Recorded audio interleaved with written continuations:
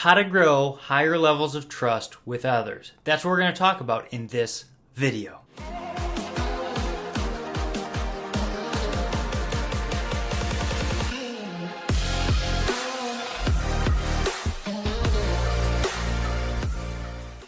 A lot of people want to know how they can influence other people or build higher levels of trust.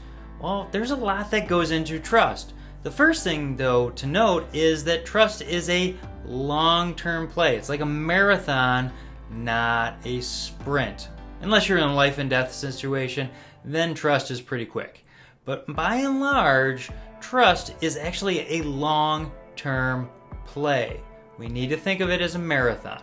And by doing so, we won't try to overcompensate. We won't be too aggressive with people, which will put us back a little bit. So we need to make sure that we're planning for a long-term play. And we need to be doing stuff with a good process in place, which is why I created my processes, and I teach those in my keynotes and trainings and whatnot.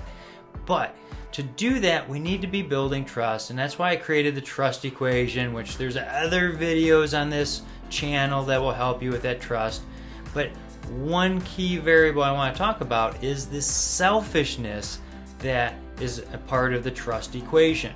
So we could do all these things that we want with people and serve them and all that stuff, but if we're selfish and only trying to get what we want for our benefit, people are going to figure that out, and with that selfishness, guess what's going to happen?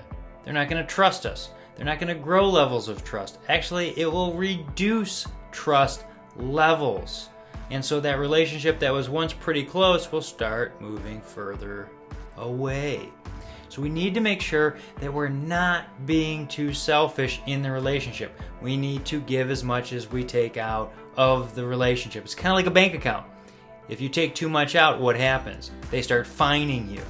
That's what happens in a lot of relationships where some people take and take and take without putting anything in. The other thing we gotta do is be consistent. Yeah, that's right. Sometimes it takes medication. Not to belittle that and make fun of it, but sometimes we have people that have highs and lows that need to be regulated, but we need to be showing up consistently. Kind of like, I call it the Chick-fil-A effect.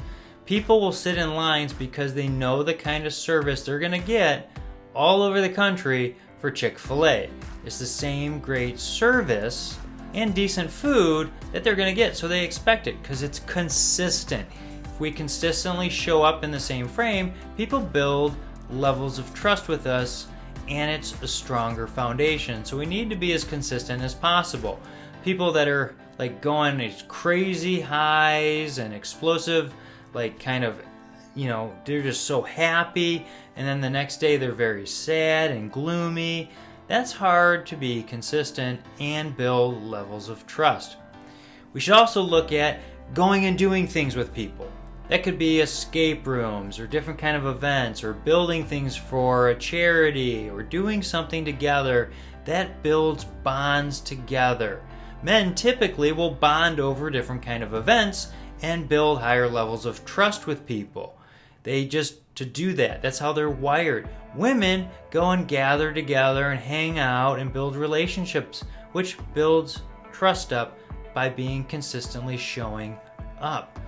So a third way we can actually build trust is to do like an Operation Adventure. Just like the escape rooms, it actually takes it up a notch for higher levels of trust. I used to work that when I was in college, and it's a fantastic program because teams are working together to solve puzzles and do obstacles together. I mean, there was one that we actually had 2 4x4s that would V out, and people literally would have to lean into each other, and if someone kind of backed off of leaning in that pressure, they'd both fall. That's trust. So when you're doing some of these exercises like an Operation Adventure, you're going to build higher levels of trust because there's a little bit of skin in the game. You could fail in front of other people, so you have to trust the person you're with. That increases your levels of trust. But we need to do that. We need to be out there with people doing things together. We need to be building trust and not being selfish. and we need to be consistent. If we do all those things, we're going to start taking our trust to levels higher and higher, and we have great relationships to where we can do more with people. Okay? Now, if you have any questions about that, feel free to reach out. Contact information is below. If this video is helpful, hit like, share, subscribe, send it to somebody you think it might benefit. That's why I do these videos, to help you. We'll see you next time.